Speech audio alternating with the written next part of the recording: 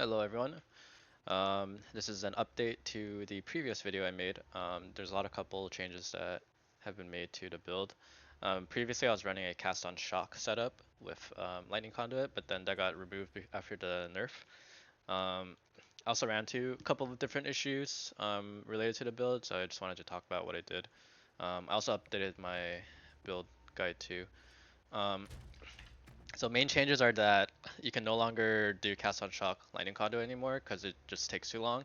Previously, when you were casting arc, um, you could probably build up your cast on shock energy and within like 3 or 4 arcs.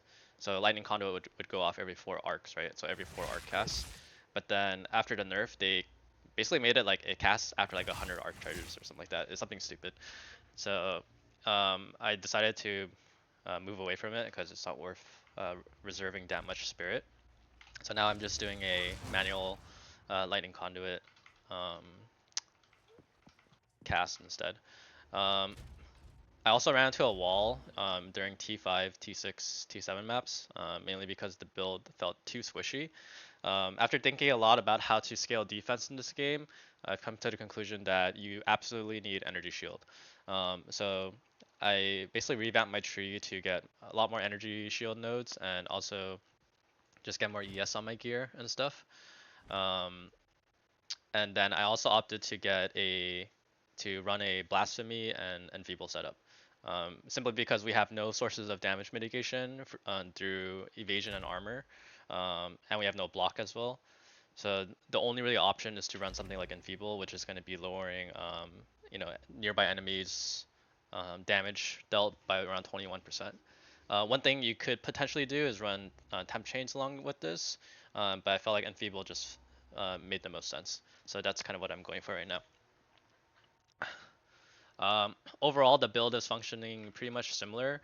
I have arc, conduction, applying shocks, controlled destruction, chain. I have blink on my weapon swap setup. Still running arc mage with clarity, vitality, lightning mastery. Lightning conduit is our main source of damage. Since we're doing around like 50% shock, we have elemental focus, conk effect, hourglass, lightning pen. So just huge damage, basically one-shotting all rares and chunking the boss quite a bit. Blasphemy setup with enfeeble magnified effect, so we have more AoE range. Conductivity with a cursed ground effect with pretty large AoE, just so we have the extra damage bonuses. Orb of Storms is applying lightning exposure for us, and also help priming our electrocute on hit. We have Lightning Warp as our utility spell, and also kind of like killing trash mobs. And we also added Shock Siphon because we have Energy Shield, so we have some ES recovery. We have Soul Drain, which is giving us mana recovery. We have Elemental Discharge just to pop mobs. We have Execute for more damage. And then we have Mana Tempest as our main buff. So I'm going to run a map really quick just to show you guys what the gameplay is kind of like. I'm just going to show a T5 map. Overall pretty similar in terms of gameplay style. But I felt like this build I feel really tanky, and I think I'm going to be able to progress into red maps a lot easier. So just pretty much just casting arc and then using lightning warp to chain clear. And I feel like I'm at the point where I can pretty much like safely almost like lightning warp without any issues. So here's a boss. Or here's a rare. So just waiting to apply double shock, and I'm pocketing lightning conduit. And you can see he just kind of explodes. There is power in this. So you really have to pay attention to the 2 shocks that are on them, making sure that you have the shocks on them before you cast lightning conduit. Otherwise, you're going to be doing no damage.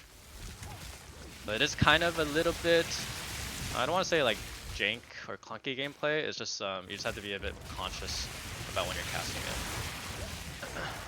I think there's other setups that you can do, like running Vault Lightning, and using Lightning Warp as your main clear. But I just want to run Arc. I really like this spell. But I might try a Ball Lightning setup later too. There's different options that you can do, because Like when you cast Lightning Warp, you can cast Lightning Warp on your ball lightning.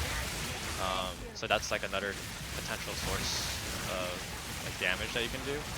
But I just really like being able to use Arc as kind of like a extra damage source. I felt like ball lightning just did no damage when I was casting it. And kind of like using Lightning Warp as your main damage, it's going to be a bit scary later on too, unless you're really tanky.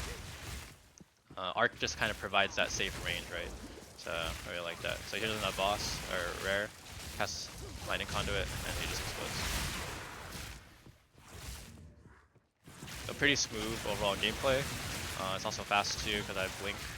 I feel really tanky just because I'm basically effectively at like 5k like life, right, with all the mana and stuff. I have a lot of recovery. Just things are. It feels a lot better. I think the overall endgame goal is to probably go CI once I get enough ES gear and some of the unique amulets. But until then, we'll just kind of seeing how that goes. But I feel like this should be able to progress into red maps and probably do like T14s and stuff comfortably, but we'll see. Currently I'm on the T6 map setup, so it is still a build in progress, but this should be a pretty good skeleton to work off with. I'm just going to quickly go over my gear, just getting lightning spell damage, cast speed, mana, still running the electrocution setup because stun is a very big source of our survivability. We have Dispel, 50% damage recoup taken as mana because we're running Mind Over Matter. We have this ring, just stacking resistances, mana, cast speed, mana, resistances. I have 54 spirit. I have a spirit armor and mana regen on this, just so I can run all my auras. Still have some leftover spirit. We have spirit and cast speed on the amulet with some mana regen. Helmet is just life, mana, resistances.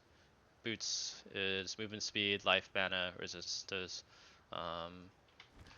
I feel like the jewels make a lot of a difference. So I've recovered mana on kill. I have shock duration just so I can more reliably cast Lightning Conduit because you don't want your shock duration to fall off right during this cast speed. Otherwise, you're just gonna lose so much damage.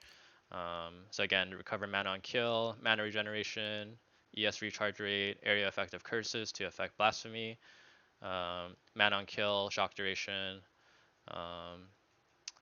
and then we also have mana on kill, effective curses. So, and I'm also scaling. I also want to get more duration of elemental ailments just so that I have more reliable shocks on them to cast Lightning Conduit. So that's pretty much how the build is going. Still missing my third ascendancy, which is going to give huge boost in damage, cast speed and stuff, and just make the build feel more fluid.